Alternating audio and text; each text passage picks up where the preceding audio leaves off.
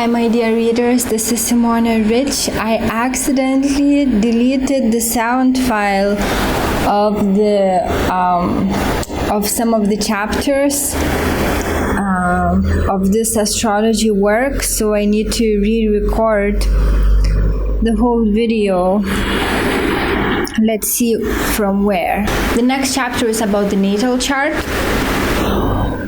A horoscope is actually the position of the 12 zodiacal signs, sun, moon, and planets at the moment of birth, and with respect to the earth, diagrammed. It represents, in short, the macrocosmic image of the microcosmos, man, that is, the image of the macrocosmos as the man that is born at the moment exactly reflects. How beautifully put. So we all are the universes in the form of man, and the natal chart represents that, and also exactly where we are at our point of development. In the diagram, the outward circles represent the ecliptic with the 12 signs of the zodiac inserted in it. The center of the circle is occupied by the earth,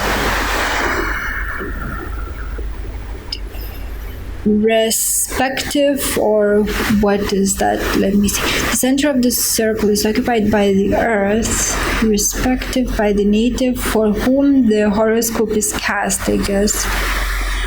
By the earth, respective by the native for whom the horoscope is cast. The radii divide the circle into the 12 houses and are drawn of the same length in the diagram, but only at the equator being so. The points where the radii touch the circumference are called angles or cusps of the houses.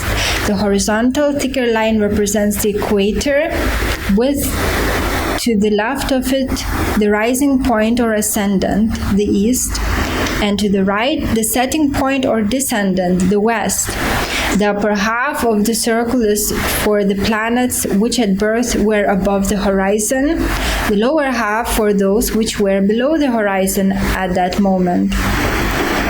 The vertical thicker line, called meridian, divides the horoscope in an eastern and a western half, which meet at the top in the zenith, the highest point of the heavens, which is usually called MC. It indicates the south. At the bottom, both halves meet in the nadir, often called IC, the north. These 4 points are the 4 angles of the horoscope. They are of very great importance when it is judged. We may regard the horoscope divided into 4 sectors by the equator and the meridian with respect to the 4 seasons, that is, spring, which represents the first quarter from the houses 12 to 10 in this work, but I saw them being listed in other ways, the numbering can be used in a different way also. Spring, the first quarter of the natal chart in this work, represented by houses from the house 12 to 10. Spring, many planets in this part, gives the native many opportunities to progress in life and assures him the help of friends. This sector represents youth.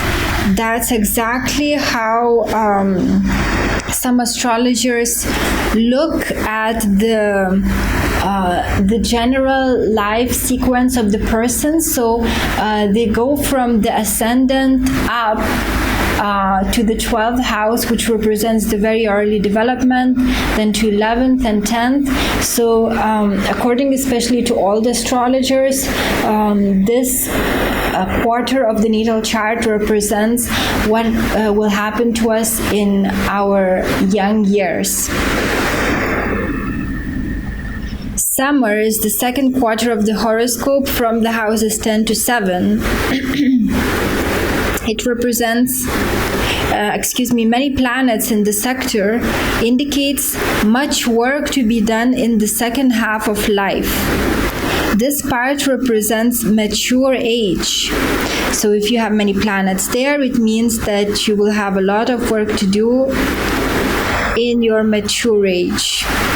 Autumn, the third quarter of the horoscope, from the houses 7 to 4. Many planets in the sector indicates many planets here points out that the principal work begins at middle age. It gives a less happy life, less energy, and less inclination to get on. Probably because at middle age, people don't have as much energy as they do in their youth. And the last quarter represents the winter from the houses 4 to 1. Winter or old age. According to their approaching to the ascendant, the planet's influence increases, except when they are near the nadir, in which point the influence is very strong. So both of these places, if you find any planets near the ascendant or near the nadir, their influence is great, the influence of those planets. It fixes the thoughts on old age and on life after the death of the physical body. So if you have many planets there, you will take into consideration your old age may be safe for it, and also you will be wondering what happens when you die. But that's also the influence of the 8th house. If you have many planets there, you may also be pondering on the topics of life and death. Many planets above the Earth, birth by day, is in general favorable. Life offers many opportunities to the native to express himself. Most of the planets under the Earth, birth during the night, denotes more latent qualities that find no opportunity to manifest in their full force. Planets placed in the angles, especially in MC and ascendant, exercise an extremely strong influence on the character, the career, and the build of the body. It is mainly the ascendant which destines the shape of the body, and an experienced astrologer can often with great exactitude mention the hour of birth, provided he knows the date, from the build of the body and the shape of the face. If, however, there is a planet in the ascendant or on the cusp of MC, the judgment becomes more difficult, seeing that these may influence the build of the body very strongly. The 12 signs of the zodiac are all 30 degrees apart, and so are the 12 houses at the equator. But as soon as we move north or southward of the equator, irregularity in the size of the houses occurs, which increases according to our moving further north or south. Although some astrologers use the whole house system, I don't use it. I don't think it's accurate.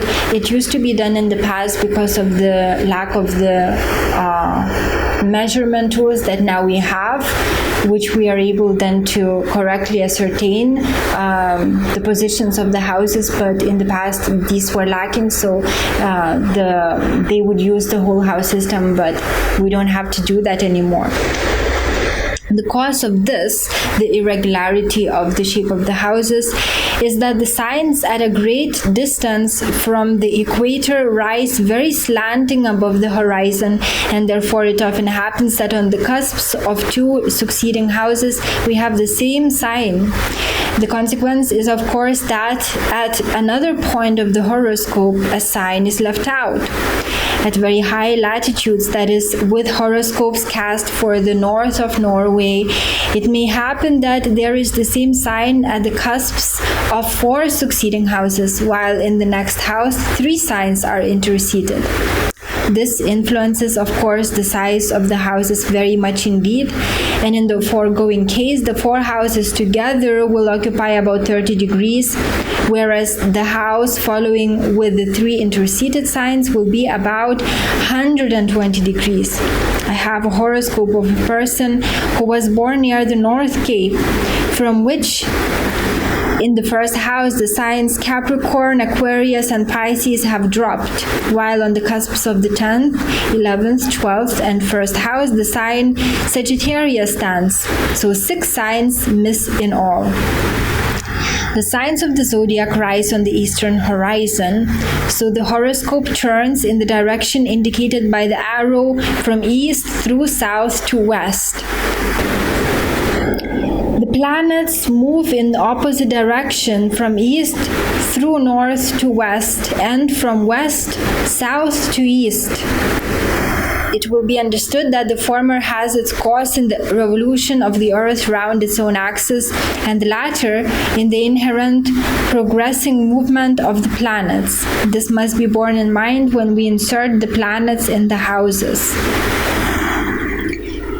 So next chapter is going to be about the 12 signs of the zodiac, explaining what they stand for.